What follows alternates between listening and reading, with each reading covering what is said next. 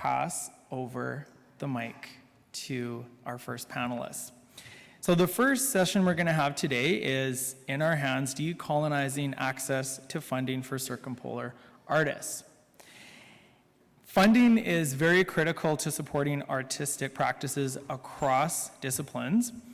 And I'd like you guys to sit back and relax and join representatives from public funders across the Circumpolar North as they discuss ways in which their institutions are working to decolonize their application and assessment process to make access equitable for artists in the Arctic. And I'd like to introduce our first moderator, Mathias Danbolt. Mathias Danbolt. So a round of applause for our moderator.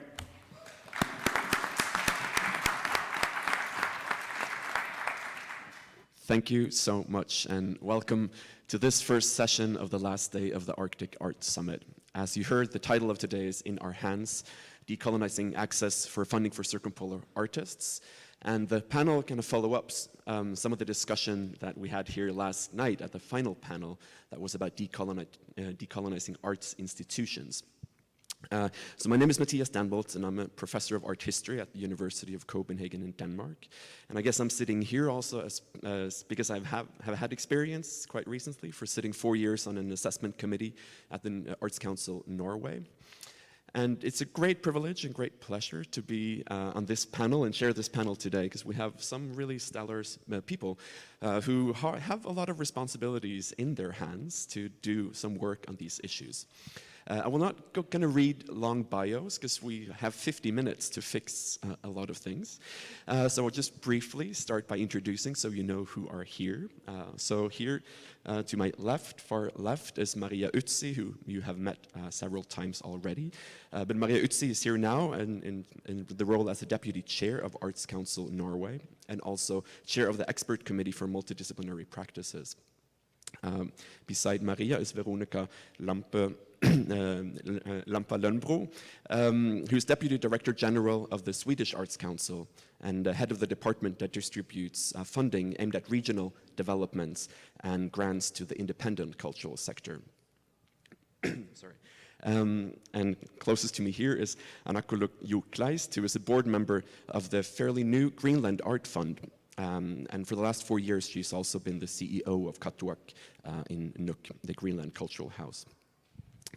To my right is Henri Terho, who is head of art support at the Arts Promotion Center Finland, or Taike.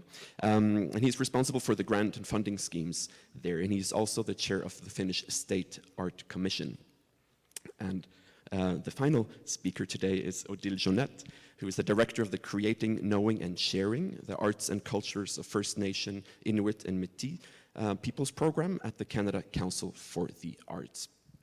So as you can hear, we have people here representing some of the most kind of powerful institutions that are working with distributing funding for artists. And the plan for today is that we will start by giving each of the panelists an opportunity to just situate their practice briefly. I know some of you might know some arts councils better than others, but all of these arts councils are quite different and working in different contexts and having different challenges.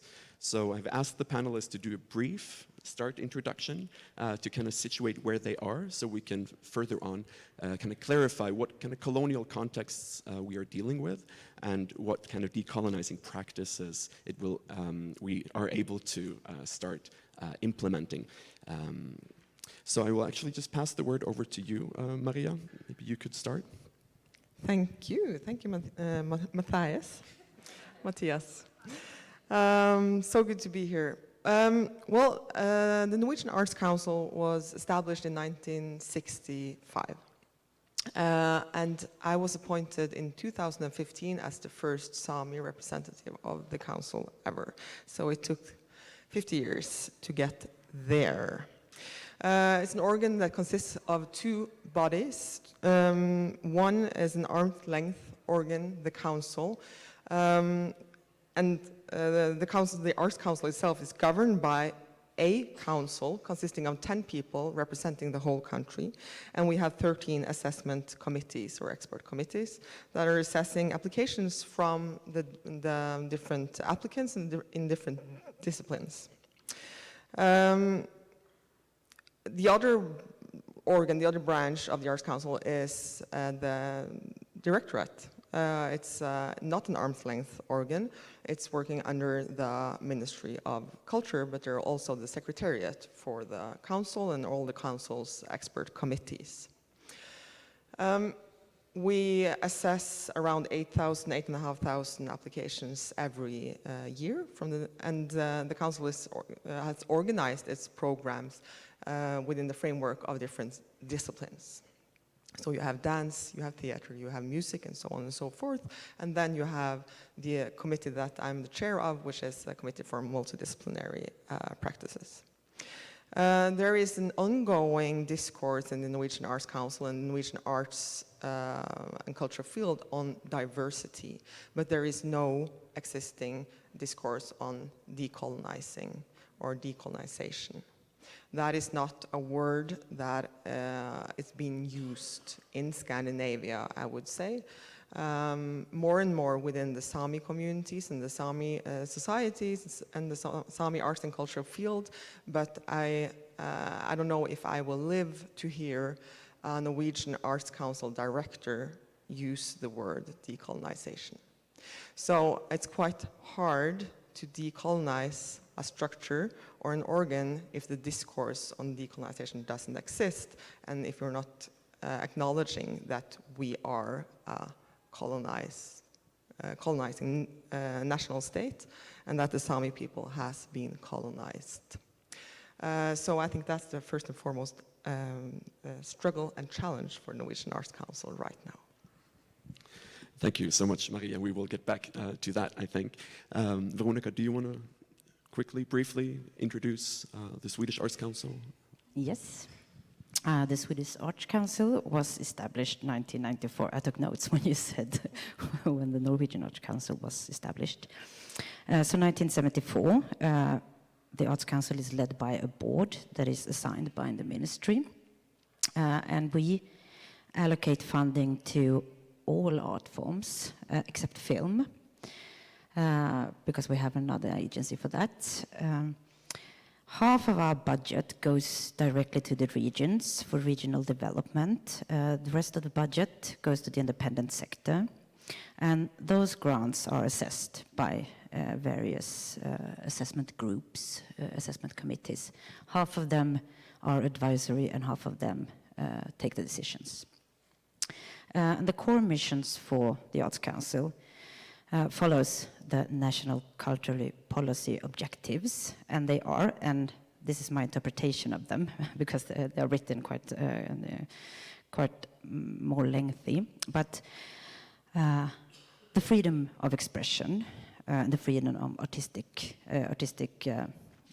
practices, accessibility to art for all, and third, that art should have an impact on society. And that's also the framework within all our assignments and tasks are based upon.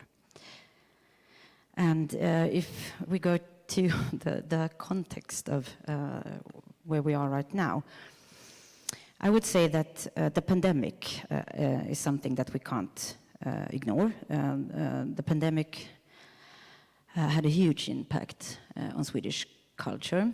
However, the government allocated huge amounts of funding to save, I would say, the cultural sector. They doubled our budget, and we have been able to save, especially the independent sector. Right now, the question is, will the audience, the old one and new people, find their way back to arts and culture? What benefits have we seen during the pandemic? Because we do know that we work with digital ways of expressing ourselves, of reaching people. What happens there? And we also see that during the pandemic, there has been time for artistic development, collaborations. So it's both good and bad, but the pandemic has had a huge impact. And I agree with you. the question about decolonization is not something that is spoken of in Sweden politically or within the authority. However, within the Sami people, it's a question, of course. So that's the same as Norway. The question that's been the buzzword in Sweden for, I would say, the last 2 or 3 years has been artistic freedom, and how we can secure and safeguard the artistic freedom in all aspects, and whether there's a conflict to accessibility or not. So I would say that's where we are. Thank you so much. Arnakkuluk. Thank you. My name is Arnakkuluk. I'm from Greenland, so a very big island, a very small population. We are 57,000, so it's a big delegation we have here at Arctic Art Summit. I am a member of the new Greenland Art Fund, which started 5 months ago, so that's quite new. And well, it's actually, the money has been given for artists and art for many years, but it's the reason why this was created was that they wanted there was a wish to create more arm's length, like Maria was saying, from the Department of Culture. So before we started 1st of January this year, but before that, it was the Department of Culture who got the applications, and they decided who should get the money. So now we have a board. We are 5 people sitting in the board, and we give money to artists, artistic projects applied for by people who live in Greenland. So that's like, yeah. Important for us that it's artists living in Greenland, because it's we don't have like a lot of money to get for artists, and I can say that we have almost 1.5 Canadian million to give in 1 year, so that's quite a difference, I know, compared to the other ones here. But it's still very important for artists, and we just started working right now. We're still building the board, like finding out how should we do this. In the beginning, of course, it was important just to, okay, we need to find out how we can ensure that we can give artists money like right away. We started 1st of January, and the next deadline for application was very close, so it's been very practical in the beginning, I must say. But our aim is, or the reason why I said this was made was to create an arm's length and to have some people to assess the applications, and people who work with art themselves. And the people who are in the board that I am in are all artists also, except for one, and that's me. So, but we all work in culture and art, and that was when they made the board. They wanted people who were already working closely with artists. So, yeah, I think I'll start there. Yeah. Thank you, but it's just important to kind of set the stage a bit, because the conditions are so radically different, and I think that's helpful when we get into the challenging parts in a minute. So, Henri. Good, my turn. It's very nice to be here. Thank you for the invitation to attend this panel. As said, my name is Henri Terho. I'm representing here Finnish Arts Council, or its proper name being Arts Promotion Center of Finland. Our present organization was established 10 years ago. We're actually having an anniversary later this year. But the system is founded in late 1960s, so I think we are having rather similar kind of tradition than the ones in Norway and in Sweden, a bit different from the one in Greenland, it sounds like. The essential points for this discussion, if I'm trying to briefly describe the system that we have in Finland, is that we have 20 different councils dealing with artists' applications, and out of the 20, 13 of those are regional councils, and 7 of those are art-based councils. The regional councils are formed in a way that naturally the Regional Council of Lapland has also responsibility to support Sami artists living in Lapland, which is of course there a major issue that has to be taken into account naturally in the decision making. In the 20 councils we have roughly 200 plus something members, and almost all of the members are artists, so the peer review process is dependent on ones having artists working in the councils. And actually for this event I checked the list of all the members of all the councils, and currently we have 3 members out of 200 that are Sami of origin. And that has roughly been the case throughout the system. So we have had kind of idea that there has to be representation from various kinds of groups working in Finland, so that there's a kind of balance when it comes to making assessment for the artists. And I'm kind of honored here to say that we have had also Sami-born artists working as the chairs of the councils. Some of you might know a video media artist called Maria Helander. She used to be the chair of Interdisciplinary Arts Council back some years ago, and she's also currently a member of Finnish State Art Commission. So we have had experiences from within, working people from within the Sami community in Finland. Out of the catchwords or buzzwords that are kind of relevant for this discussion, I can continue what Maria and Veronica were saying, that no, we are not either speaking of decolonization when it comes to art funding.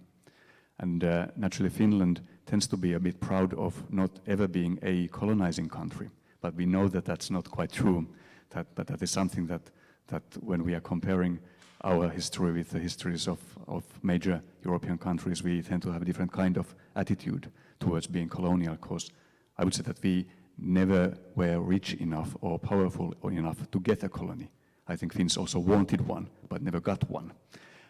So idea of colonization is maybe a bit different from Finnish perspective.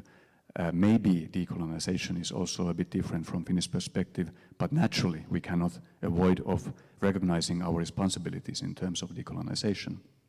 And quite interestingly, when I'm thinking of the more recent debates concerning decolonization in Finland, that has a lot to do with Karelian traditions in Finland.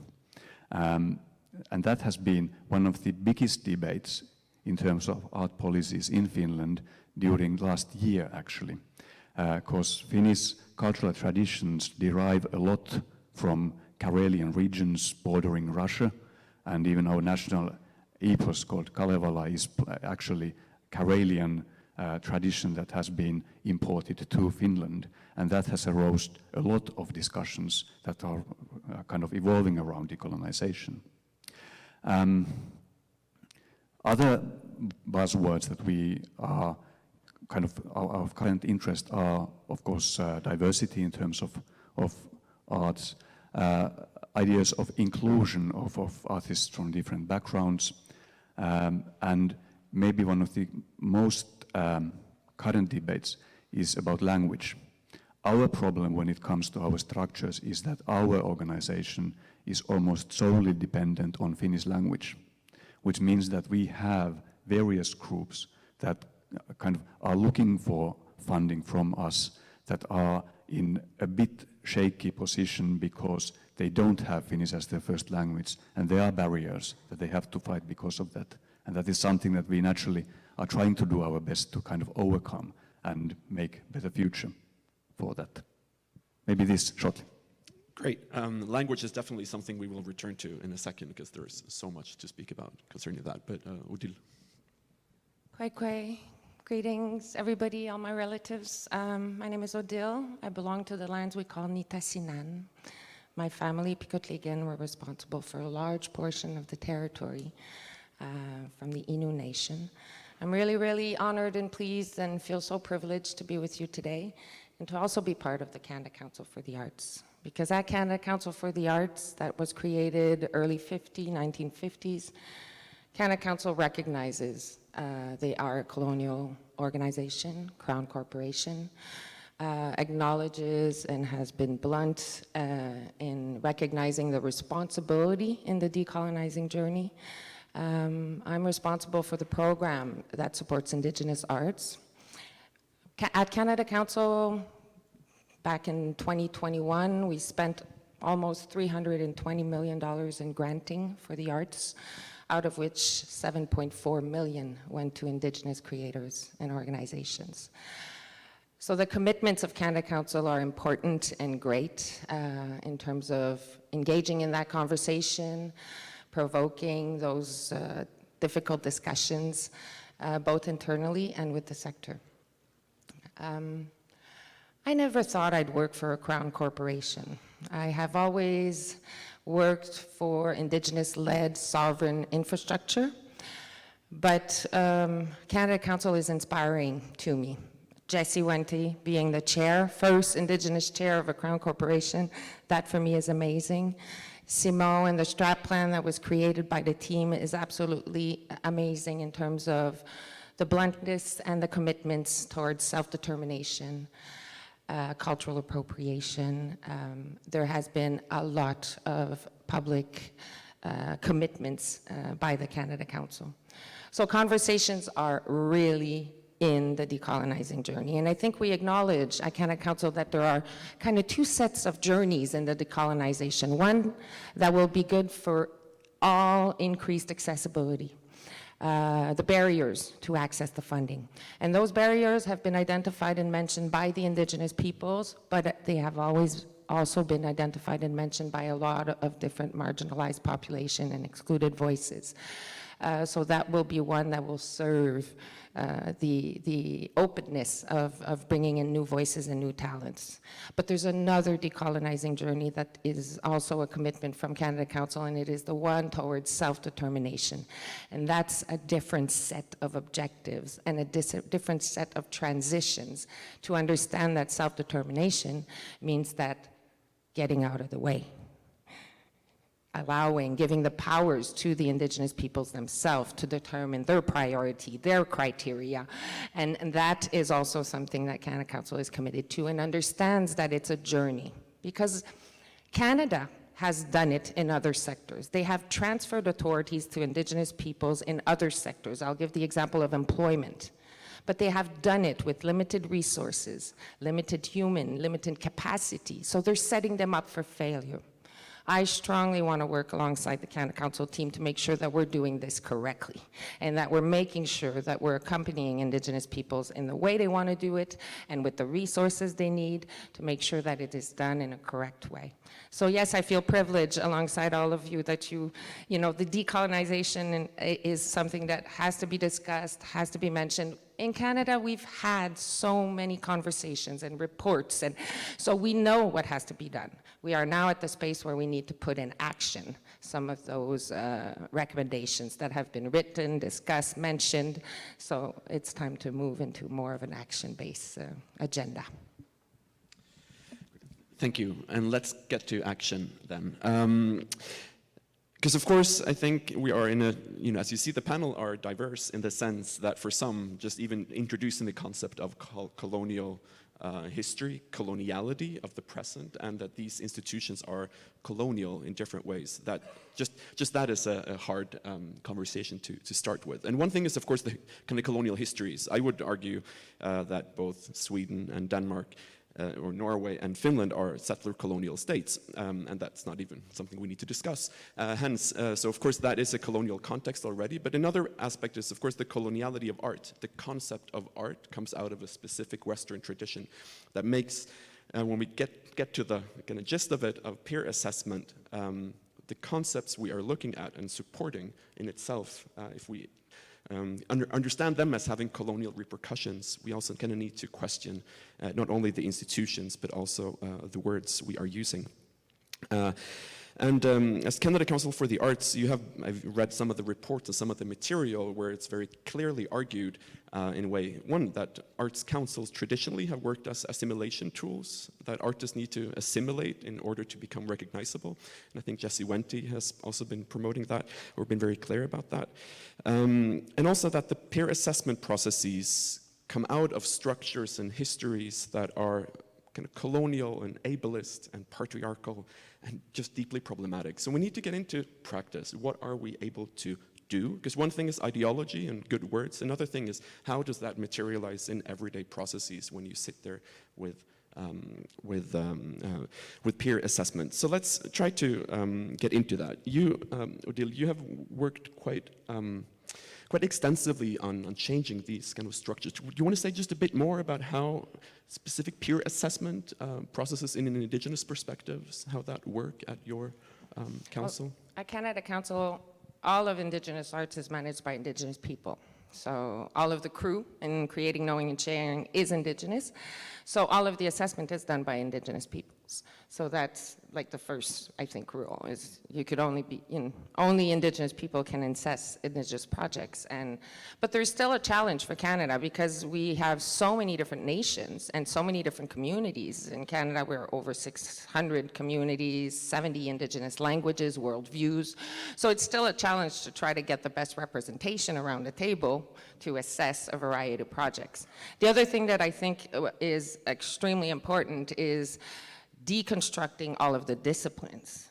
Art for Indigenous people is our way of life. It's our way of being. It's our way of expressing our cultures in different ways. And reducing all of the barriers about discipline and trying to get them to fit in those boxes, that was a major shift with the new funding model back in 2017, is really abolishing the disciplines and allowing everybody to present their projects in the way they want to without trying to fit in a description of a discipline. And especially those disciplines were very Euro-centered, Euro-based. The other thing we have at the Creating, Knowing, and Sharing program is that we recognize individuals, organizations, group or collectives, and in the organizations, we even recognize for-profit organizations because we acknowledge that in communities, certain organizations are for-profit to survive and thrive and to allow to give opportunity to the artists. So I think, and one profile or one kind of that I feel is really, really important is one that we call the cultural carriers. So it's just to make sure that we send out a clear message that whatever cultural expression or creation and knowledge that you have, it is admissible to Canada Council's funding. So cultural carrier means that we're trying to deconstruct and decolonize the notion of an excellent journey to be able to access funding. What is that journey? A cultural carrier is somebody that holds knowledge of cultural practice, be it contemporary or traditional. That's not us to determine. So I think it's a question of putting ourselves in a humble position of who are we to dictate or inform. I think it's all about being designed by Indigenous people and making sure that we stay as open as we can in those criterias. So cultural carrier is one that I'm really proud of, and I'm always so happy to see more and more cultural carriers coming to Canada Council and accessing fund for their practices and land-based activities. And trying to, acknowledging as an Indigenous staff and crew and the Indigenous peer assessors know the lack of infrastructure we have in our communities. So it's really important that we look at the value of the projects with the impact, with the knowledge of the community. We've been struggling a lot, and I've seen it, how artists are being evaluated by how many times they've showcased their practice, or what was the number of the audience, the box office in the film industry, for example. That is crazy. I value Indigenous audiences, but they're not accounted in any of the data capture. Indigenous audiences that are seeing and in community-based infrastructure, be it the school, be it the community center, the small little community center, even the youth center is spaces of sharing and gathering and presenting our art, our talent, and our community. And that has to be captured as a journey for our artists to feel empowered and meet each other. So that's part of things that I think are really important at Canada Council and that are making a change.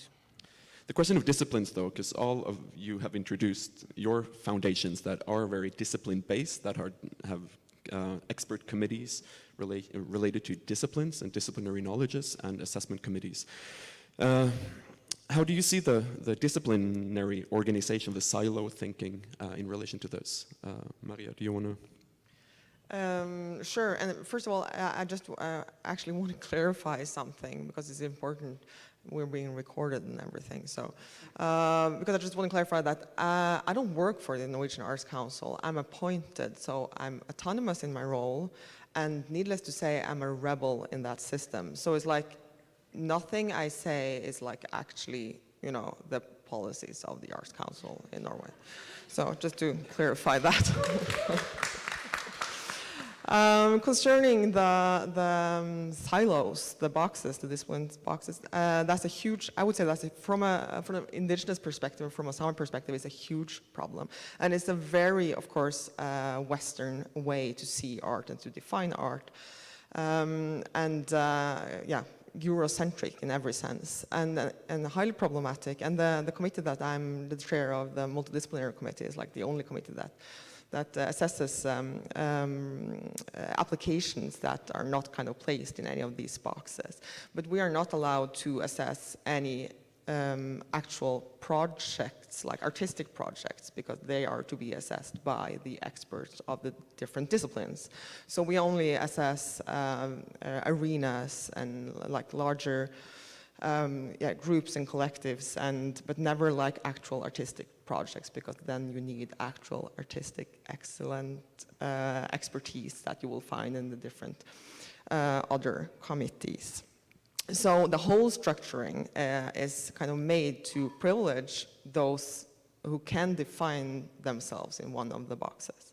So obviously, one of the most important kind of measures to colonize the Norwegian Arts Council would be to take away the boxes and the disciplines and just open for applications that expresses any kind of projects and any kind of perspectives, and then it's like up to the Arts Council to kind of assess it in a proper way. So yeah, I would say this is a core issue, and I think also I've never stopped being kind of fascinated by the fact that it has been like this since 1965.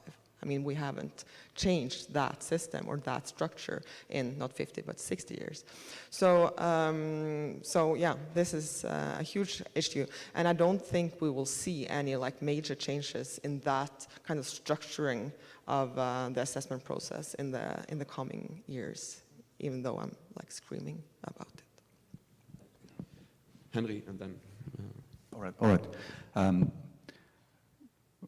The system of assessing applications is very complex. That's kind of starting point for all these kinds of discussions, for example, in terms of art forms, that how do they relate in the topics that we have today. And there are so many things that are actually done in a way because of the databases are working in some ways or another. And I am kind of, I have a soul of an engineer, and I have been rather pessimistic about the way in which databases are governing the ways that we are using or we have to use art forms as a category. But I think we are approaching a period when that can be solved otherwise. And I have lots of faith, for example, things like artificial intelligence making the kind of pre-groupings of applications for kind of groups that can be assessed from some other point of view apart from the art form. We simply need to have some kinds of ways of grouping applications in order to make it possible, but we haven't yet found a kind of alternative for art forms, but we might be soon in that phase. We have some private foundations in Finland who are doing it the other way around, and they are asking the applicants that what is the group that they would like to be assessed in. And those have been interesting examples and experiences, but to my understanding, those have actually produced other shortcomings for the systems. And they might have actually been causing some other chaos for the evaluation processes. So those have not been easy either in that sense. But one thing is, I actually nodded Mathias' shoulder to get a word in this phase. Important point is that is something that we actually learned from the COVID period. We in Finland, we were dealing with 45,000 COVID grant applications. And that was 3 times as much as we are dealing regularly in our system. But what was a major finding in that round was that we got a lot of new applicants for the system, and majority of those were either musicians who prior were not in need of applying for a grant, or people who hadn't found their way in our system beforehand. And we have a box called multidisciplinary art, as I think all others have as well, and they all were just about labeling themselves as multidisciplinary artists because they didn't know the other way around. And that has given us a lot to think about what is that as a group, and how that could be dealt with in assessing as a group, because naturally we have to compare applicants towards each others, but there are very few things that are uniting people that now entered the multidisciplinary art section, and we have simply thousands of applicants that don't fit into categories. And that's something that I would say that we are struggling to find another way out. And I'm very keen on learning about Canadian experiences or Scandinavian fellows' experiences, that how that can be solved. Just before I give the word, one follow question. So you mentioned in the start about language then, because now if you have 45,000, like such an increase of applications, and you talk about that the digital infrastructure in itself can work as a blockage of things. I saw that on the homepage also, you can access it in Finnish and English, but not, for instance, in Sami. Are there other, have you then also, after COVID, started to work with these algorithms and trying to create other ways, or what have you learned concerning accessibility in that? We are in a tricky position of being a governmental organization, which means that we are dependent on governmental systems and structures in terms of databases and user interfaces, etc. But we are actually at the moment in a process of making new digitalized application system that is going to work throughout the whole governmental system of state subsidies. But those are always, they are two monolithic and large projects, and we are currently in a fear that will be again delayed in getting ready. And we are hoping to get another interface in late 2023, which might, for example, solve some problems concerning the language. But we are having our fingers crossed that the timetables will hold. Veronica, you also had. Yeah, when it comes to assessing applications. First of all, I want to clarify something too. We are not the only agency in Sweden. We have the Swedish Arts Grants Committee that allocates scholarships to artists. And when it comes to Sami culture, we have the Sami Parliament that also allocates funding to Sami cultural organizations. I think that's important here. Right now, the Swedish Arts Council is in the middle of a process. We are reviewing our independent grants, or the grants to the independent sector. We can see that it is necessary. The arts community changes. They don't fit in the boxes, like everybody else has said. And it's necessary for us to change in order to better give support where it's needed. We have done a first review, but we're not finished. So this is I would say a time-consuming job that we will have to do. But I am convinced, in contrast to you, that we will be able to do something within the next couple of years.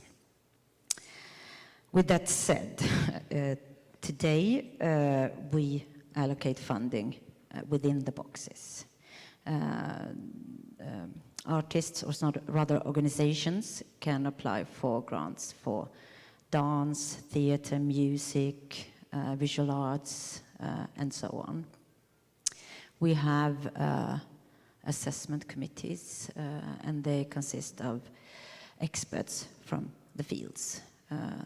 They are of various ages. They come from all over Sweden, represent different areas of the field they are assessing. I would say we don't have that many Sami experts in those groups. Neither do we have experts from the other minorities, but they are a few.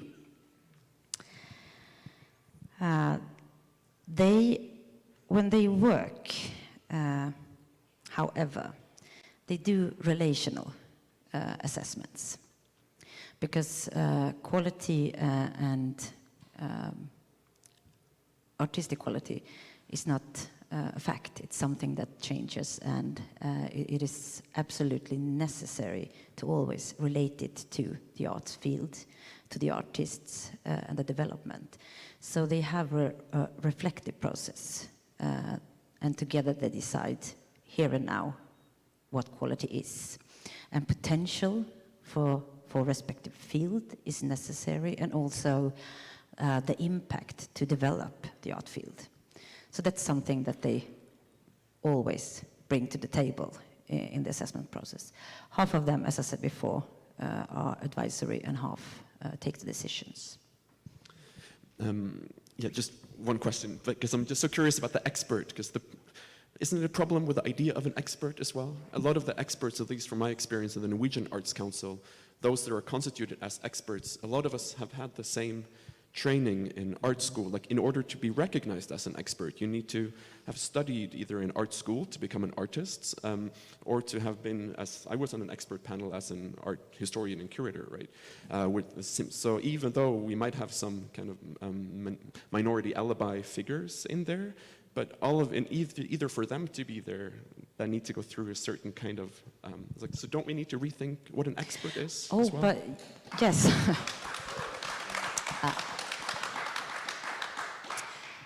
Yes, and I would say that's part of the work we are going to do, because not only are we going to look at the grants, we are also going to look at the assignments for these assessment groups. However, in order to be part of a group, you apply yourself on the website. We don't find them ourselves, they apply.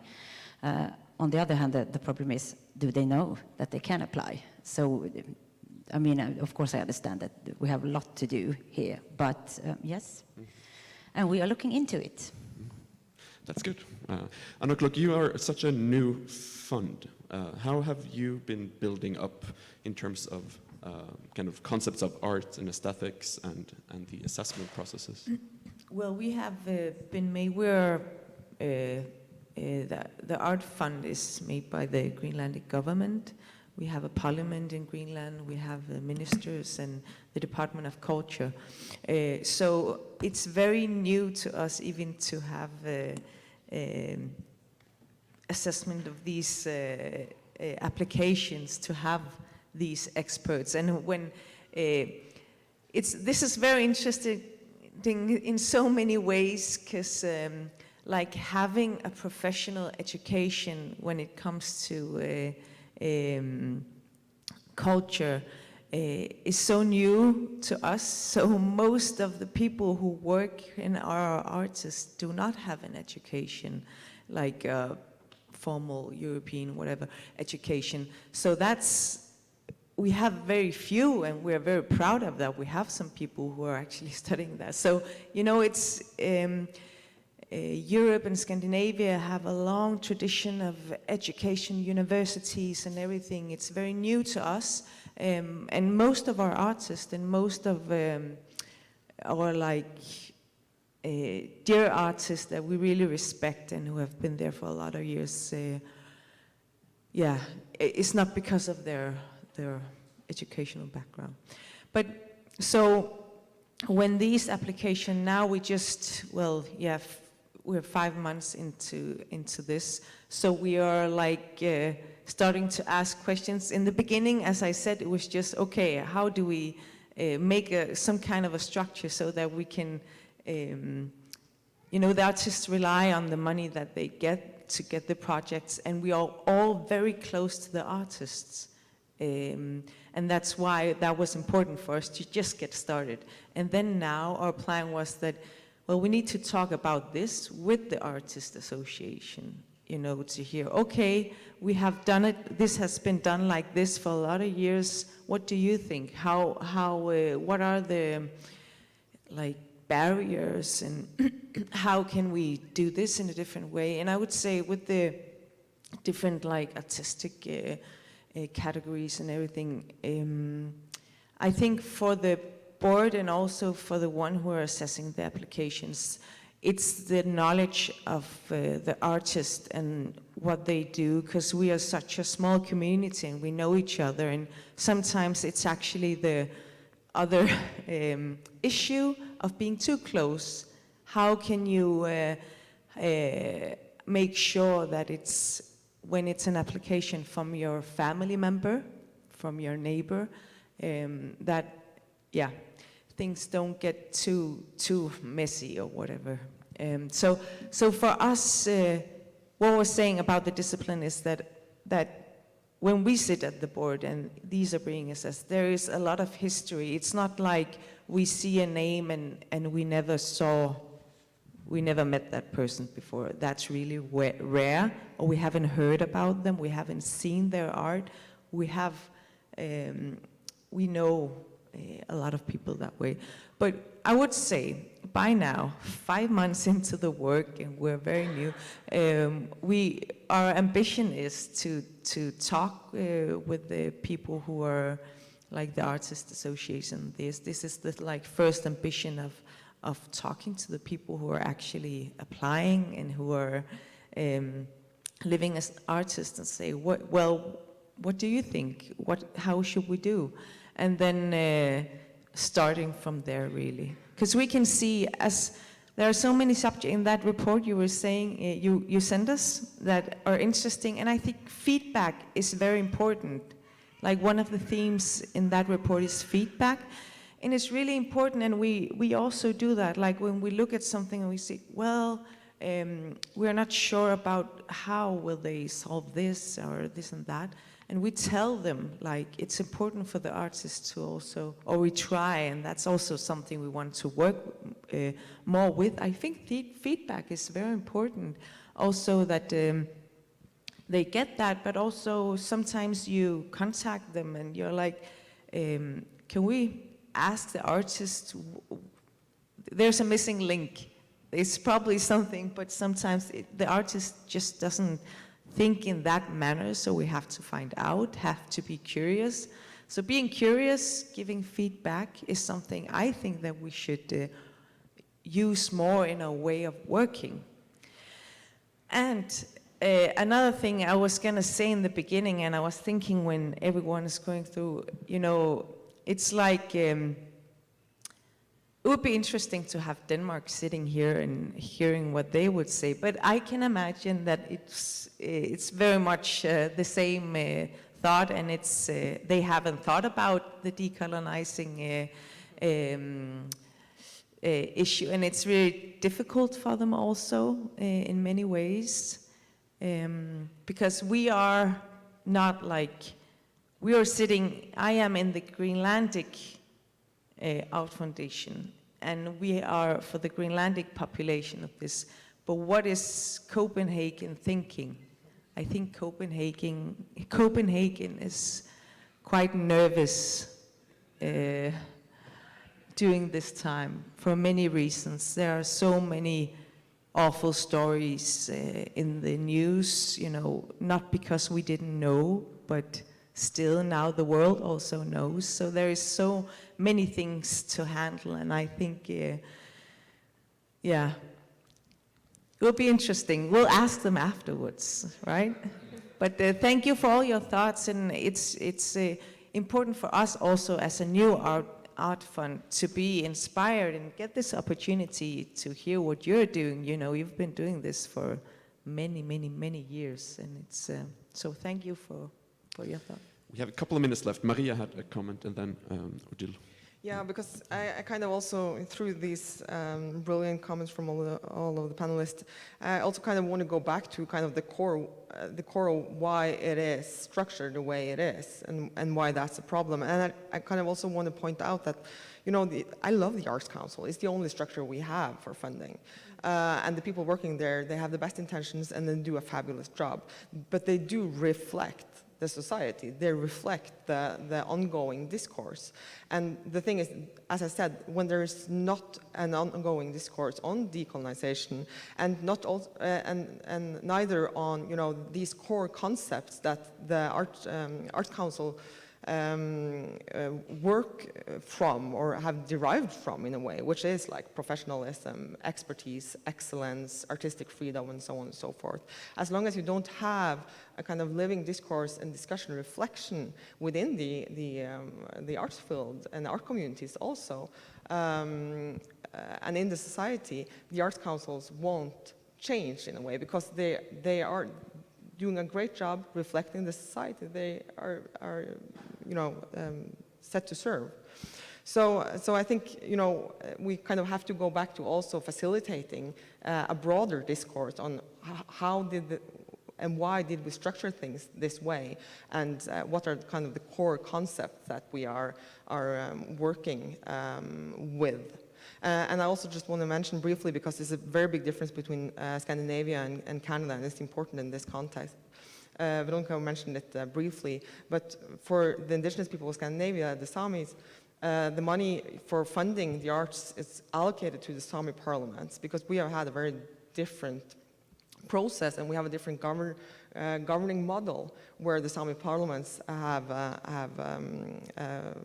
get funding to strengthen and facilitate development in the Sami arts field. But I mean, their budgets are so immensely small. And just to put it in perspective, since we're here in Canada, the Norwegian Arts Fund is approximately 100 million euros. And as far as I know, the Sami Parliament's cultural fund is like 1.7 million euros or something like that altogether. And also, just to mention a last thing, the Norwegian Arts Fund, the $100 million euros, is approximately 7% of the total cultural budget. The rest goes to the institutions. So the panel we had yesterday on decolonizing institutions is like entangled in this whole conversation. We can't see the independent art field as one thing and then the institutions as a different thing, and we can't work on decolonizing the arts councils and the independent art field discourse when we're not talking about the institutions. So this is so complex, so many questions to discuss, and so few minutes to do so. I just wanted to kind of really just say that we've been doing assessments with no artistic discipline, and it's working. So try it. Try it, and you will see it's working. Having people from different regions, having people from different backgrounds. There was even an elder on a committee, on an assessment committee. And there are projects of capacity development, dance, presenters, there are collaborations. The projects are so diverse, and they are being assessed by a diverse set of people. So I just want to encourage everybody to just dive and, you know, and you will see the results are there. It's going to happen naturally. So that's something I wanted to say about the silos of the disciplines and how powerful it is when you start breaking them. And it just, results happen, and that's the power of action. The other silos that I think is important also in terms of indigenous arts is the silos between art, culture, tourism, education, health. So that's our side, you know, working with our government partners. How do we break those silos? Because the indigenous art practice is being funded by all of those departments.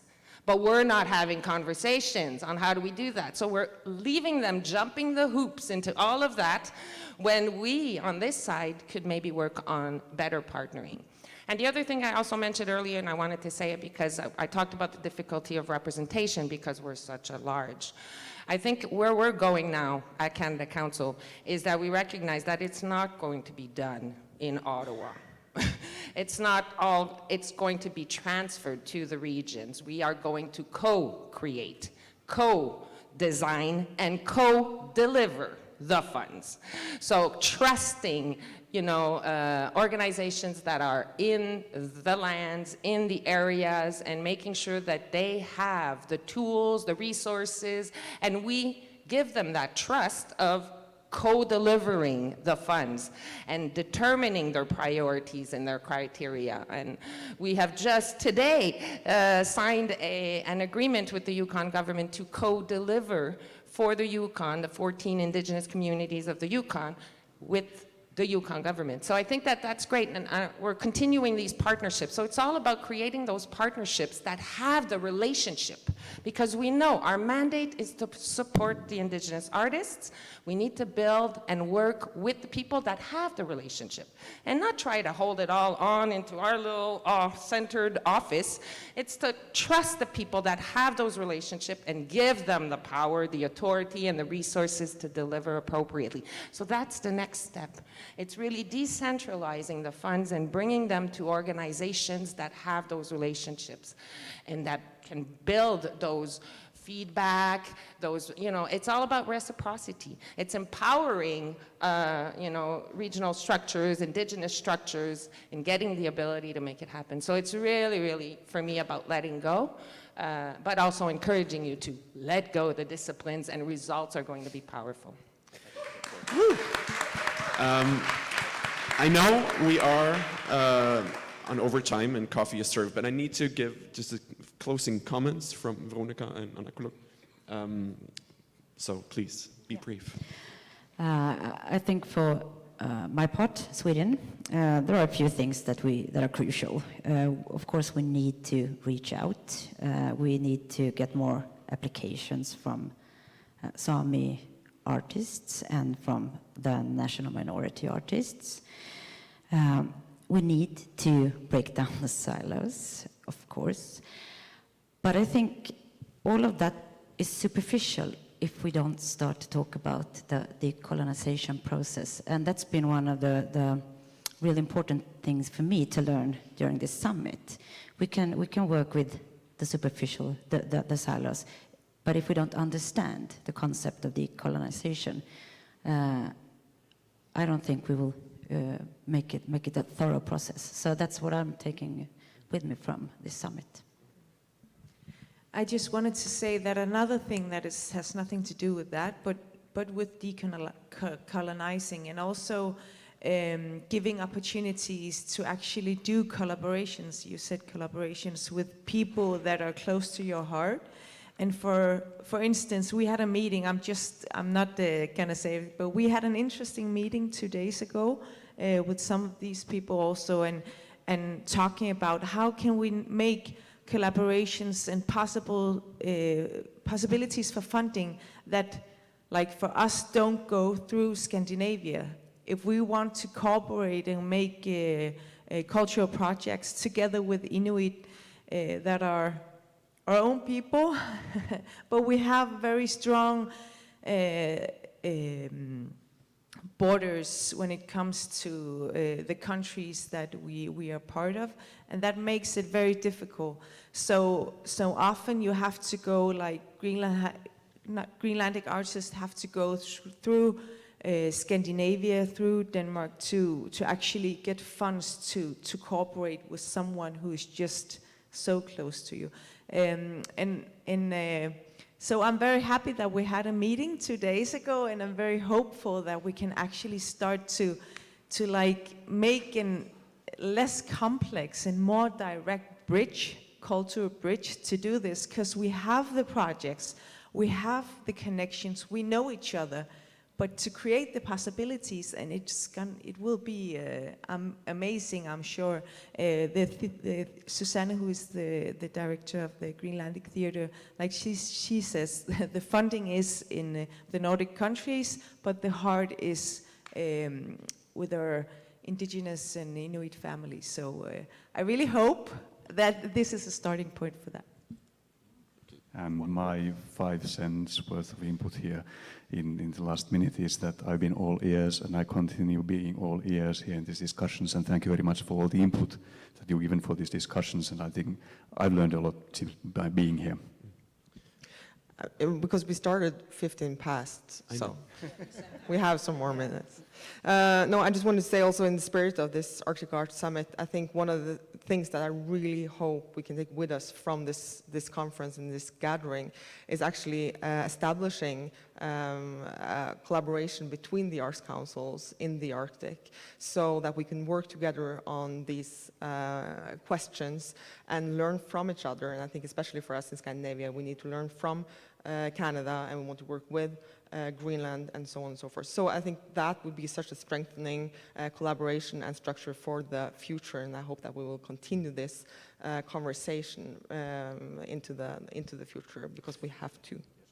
And just, the title of the panel was In Our Hands, and I think what I take with me and what I hope you take with you is that it's also in your hands. It isn't only the people here. In order for this to happen, as Maria said, there needs to be push on all fronts, whether you're an artist or whether you're a cultural worker or an institutional museum. We need to push from many, many sides. So I think it is a common, a collective responsibility. Some, of course, have more access to changing things than others. But so I really hope we can continue this conversation over coffee. But first, let me give a big hand, help me to give a hand to the speakers.